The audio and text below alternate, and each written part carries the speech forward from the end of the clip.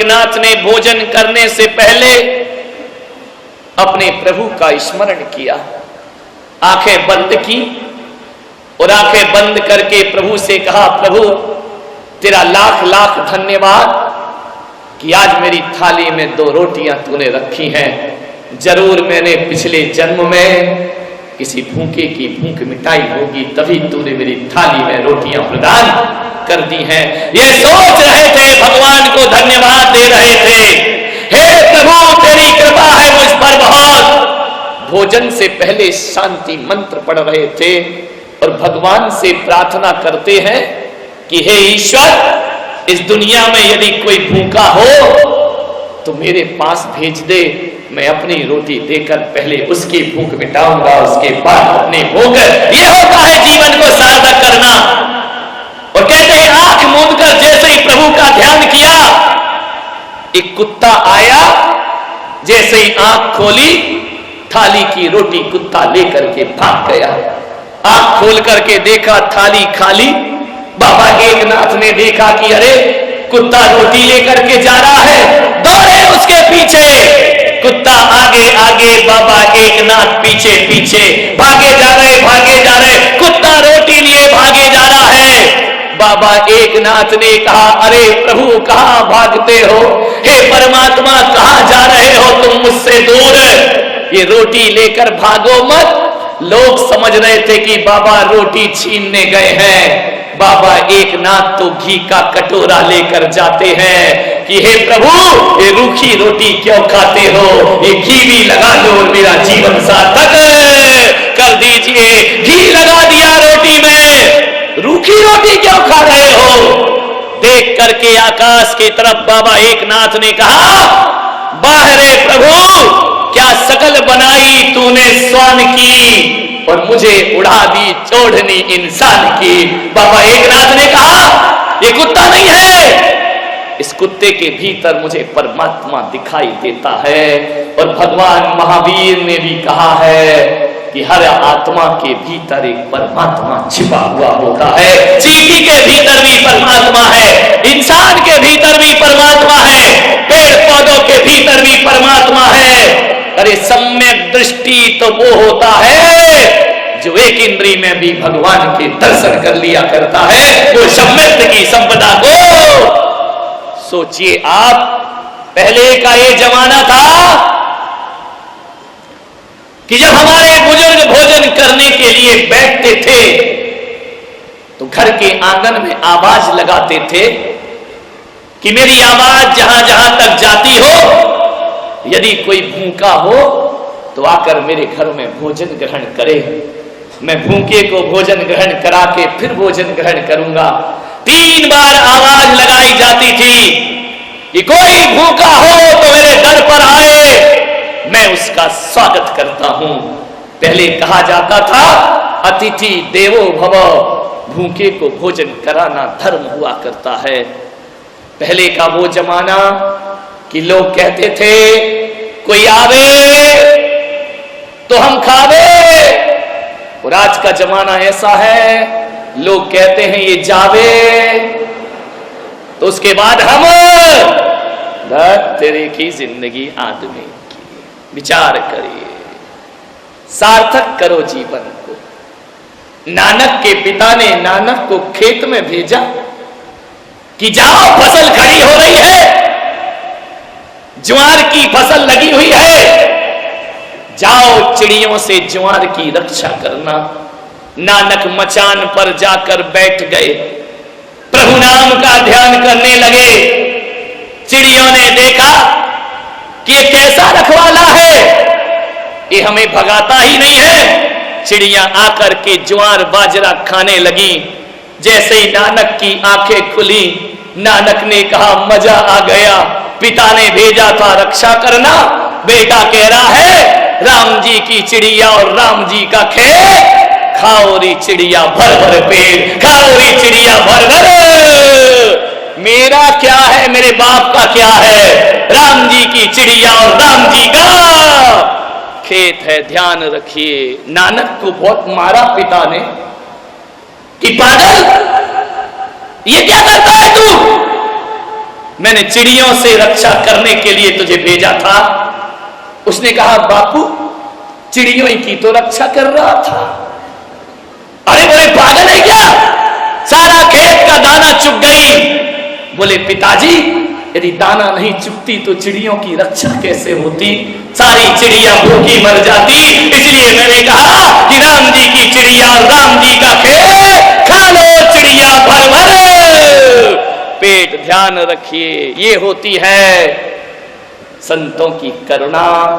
अरे अपने लिए नहीं दूसरों के लिए भी जीने का थोड़ा सा प्रयास करिए। कल हजारों लड्डू चढ़ाएंगे, एक लड्डू किसी भूखे को दे देना गरीब को रास्ते में, मैं कहता हूं हजारों लड्डू से भी ज्यादा पुण्य लगेगा।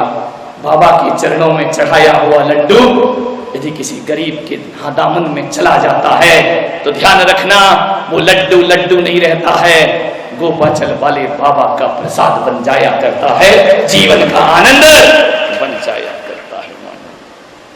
सेवा करें, लाखों रुपए दान करते हो, कोई बात नहीं है। इस पंडाल में बैठे हुए लोग सोच रहे होंगे कि काश हमारे पास पैसा होता तो हम भी दान करते, हम भी बोलियां लेते। आज हमारे पास पैसा नहीं है, हम कैसे इस सौभाग्य को प्राप्त करें। नहीं मेरे भाई, ये दिमाग से निकाल दीजिए कि पैसे से ही धर्म हुआ करता है। ये बात अपने दिमाग से निकाल दो, पैसा ही अकेला सब कुछ नहीं होता है। मैं तो ये कहता हूं कि माला फेरने वाले हाथों से ज्यादा वो हाथ पवित्र होते हैं जो दीन दुखियों की सेवा किया करते हैं। उनसे पवित्र हाथ दुनिया में कोई दूसरे नहीं हुआ करते हैं।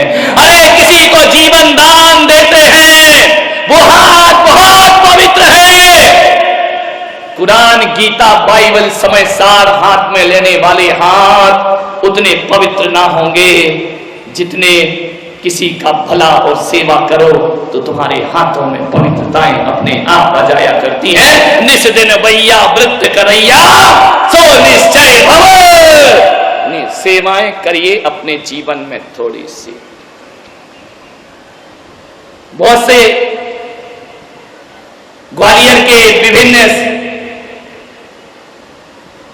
मोहल्ले के नरियल चढ़ रहे हैं मुझे, महाराज हमारे मोहल्ले में पधारना, हमारे नगर में पधारना। क्यों पधारना भाई? हमें आहार दान का सौभाग्य प्रदान करना। हम अपने घर में आपके चरण पड़वाना चाहते हैं। हर नारी का इस स्वप्न रहता है कि अपने गुरु को अपने हाथ से जीवन कराए, अपने हाथ से एक गिलास आहार देकर। अरे कामी भोगियों को जिंदगी भर खिलाते हो, सौभाग्यशाली होते हैं जो संयमियों को अपने हाथ से एक गिलास आहार प्रदान किया करते हैं। कहा जाता है कि हजारों लोगों को भोजन कराने से वो आनंद नहीं मिला करता है, और किसी मुनि को एक गिलास आहार दे दिया जाए तो जीवन में आनंद की अनुभूति हो जाया करती है। बहुत सी महिलाएं सब चाहती हैं। कल तो एक सिंधी परिवार मेरे पास आया, महाराज कि हमारे घर जीवन के लिए आप पधार सकते हैं। सौभाग्य देखो उनका। मैंने कहा आ सकता हूं। बोले हम जैन नहीं है। मैंने कहा तो भी मैं आ सकता हूं। मुसलमान, मैंने कहा वहां भी जा सकता हूं। कोई भी मुझे आहार दे सकता है, कोई पाबंदी नहीं है मेरे पास। जैनियों की आत्मा धक धक हो रही है। महाराज ये क्या कह रहे हो तुम? है कहां जाके आहार लोगे? मैं ले सकता हूं। कोई भी ग्वालियर का घर ऐसा नहीं हो जहां मेरा भोजन ना हो। हर घर में मैं अपना भोजन कर सकता हूं। इस पंडाल में जितने लोग बैठे हैं, बोलो क्या तुम मुझे भोजन कराना चाहते हो? हाथ उठाकर देखा साहब। बाप रे, इतना बड़ा तो मेरा पेट नहीं है भाई। लेकिन एक बात ध्यान रखना, मैं हर किसी के घर में आऊंगा, कोई घर बाकी नहीं रहेगा। हर किसी के घर में भोजन करने आऊंगा। आप यदि अपने घर में 20 रोटी बनाते हैं तो मैं आपसे निवेदन कर रहा हूं कि 4 रोटी मेरे लिए भी बना लिया करो, 20 में से 4 मेरे लिए निकाल देना, क्योंकि मैं अपना बना हुआ भोजन नहीं लेता हूं अपने निमित्त का। यदि 20 रोटी बनती है घर में, 4 रोटी मेरे लिए बनाना। ध्यान रखना, और वो 4 रोटी हर घर में मेरे लिए बनना चाहिए, उसमें तुम मत खाना। वो 4 रोटियां यदि हर घर में जैन अजैन सबके घर में बनेगी, और मेरे नाम की जो रोटी तुम बनाओगे, अरे पुलक सागर भले ना आए, वो 4 रोटी किसी भूखे को खिला देना, मैं समझूंगा मेरा आहार तुम्हारे घर में हो चुका है। प्रतिदिन 4 रोटी मेरी निकालना। और घर में यदि गाय आ जाए तो 4 रोटी दे देना उसे। घर में कोई भूखा आ जाए, भिखारी आ जाए, क्या परीक्षा करते हो 2 रोटी के लिए? 2 रोटी 4 रोटी उसके दामन में डाल देना। और उसको यदि तुम रोटी दोगे, तुम सोचते रहो कि हमने भिखारी को दिया है, और मैं सोचते रहूंगा कि भिखारी को नहीं, तुमने मेरे सामने अर्घ चढ़ा दिया है। इससे बड़ा धर्म दुनिया का कोई दूसरा। बोलो, सिंधी परिवार हो, जैन हो, वैष्णव हो, माहेश्वरी हो, 4 रोटी मेरे लिए निकालोगे ना? मेरे खाने का मतलब ये नहीं कि मैं आकर खाऊंगा। अरे भगवान भी तो नहीं लेता ना, फिर भी तो मूर्ति को भोग लगाते हो। अपने ठाकुर जी को भोग लगाया जाता है, मूर्ति थोड़ी खाती है। लेकिन जब ठाकुर जी को, पत्थर की मूर्ति को भोग लगाते हो, तो तुम ऐसा सोचते हो कि ठाकुर जी भोजन कर रहे हैं। अरे भूखे को 4 रोटी खिलाना, सोचना पुलक सागर भोजन कर रहा है। तुम्हारे घर में आहार ग्रहण 4 रोटी बस, और 10 रुपए मुझे जरूर देना हर दिन, ध्यान रखिए। इतना तो दे दो भाई, मुझसे लाखों रुपए का आशीर्वाद मांगते हो, मेरे को 10 रुपया भी नहीं दोगे, मुझे 10 रुपया नहीं दोगे ना, तो इनकम टैक्स वाला 10 लाख ले जाएगा उठा करके। ध्यान रखना, विचार करना है। 4 रोटी और 10 रुपए। 10 रुपए इसलिए कह रहा हूं, लोग कहेंगे महाराज रोटी की रोटी खाओ, 10 रुपया और मांग रहे हो। ध्यान रखिए, 4 रोटी मेरी माताएं मुझे देंगी, और 10 रुपया जो पिता तुल्य हुआ करते हैं ये मुझे प्रदान करेंगे। 10 रुपए हर घर से मिलना चाहिए। और एक बात ध्यान रखना, वो 10 रुपए मैं ये नहीं कहूंगा कि तुम मेरे ट्रस्टियों को लाके दे देना, मैं ये नहीं कहूंगा किसी मंदिर में जाके देना। वो 10 रुपए जो मैं कह रहा हूं, मैं हर व्यक्ति को, ध्यान रखना, लाखों करोड़ों रुपए दो तब किसी संस्था में ट्रस्टी बन पाते हैं। काहे को ट्रस्टी बनना, अपने ट्रस्टी खुद ही बनो। मैं ऐसा ट्रस्ट खोल रहा हूं जिसमें तुम ही ट्रस्टी हो, तुम ही अध्यक्ष हो, तुम ही मंत्री हो, तुम ही कोषाध्यक्ष हो, सारी कमेटी तुम ही बन जाना। और पर डे 10 रुपए निकालना, और एक गुल्लक में डालते रहना। गुल्लक को गुल्लक मत समझना, अपने ट्रस्ट का कोषाध्यक्ष समझना। 10 रुपए पर डे उसमें देना, और महीने के जब 300 रुपए हो जाएं, तो किसी अनाथ के लिए 300 रुपए की सहायता हर महीने करते रहना। अरे जिसके लिए सब कुछ दे दिया, वही औलाद बुढ़ापे में उसे छोड़ करके अब जाने के लिए पैसा भी नहीं है घर वापिस, पैदल पैदल पहुंचती है घर में। और जैसे ही घर में पहुंची, रात घिर आई, उस माँ ने देखा कि घर पर तो ताला डला है, मालिक कोई और हो गया इस घर का। अपने ही घर को देखती है कातर निगाहों से। ऐसी भी औलाद इस दुनिया में पैदा हो चुकी है मान्यवर, जो अपने माँ बाप को नहीं बल्कि उनकी दौलत से प्यार किया करते हैं। ऐसी भी औलाद है जो माँ बाप की कीमत नहीं करते हैं। कैसे करेंगे ये माँ बाप की पूजा, ध्यान रखिए, विचार करिए। सारी रात बैठी है चबूतरे पर, देखती है कि सुबह से भोजन कराया मैंने उसे, कितना इंतजार किया, कितने ख्वाब उस बेटे ने दिखाए, बार बार देख रही है। और कहते हैं उस रात अपने ही घर के चबूतरे में वह गुजारा करती है, रात वहीं सोती है। और ऐसी भी एक कहानी कहती है कि वह माँ विगत 6 महीने से उसी चबूतरे पर रात गुजार रही है। मकान मालिक ने कहा कि माँ तू छोड़ना, अब क्यों आती है इस घर में, इस घर को मैंने ले लिया है। वह माँ कहती है अरे तेरी व्यवस्था हम कहीं और करा देते हैं। उसने कहा नहीं, मैं मरूंगी जीऊंगी इसी चबूतरे पर, क्योंकि मुझे विश्वास है कि एक दिन मेरा बेटा लौट कर जरूर वापिस आएगा। इसी आस में मैं यहाँ पर जीती रहूंगी। बस मुझे कुछ नहीं चाहिए, इसी चबूतरे पर सोने दो, इसी चबूतरे पर रहने दो।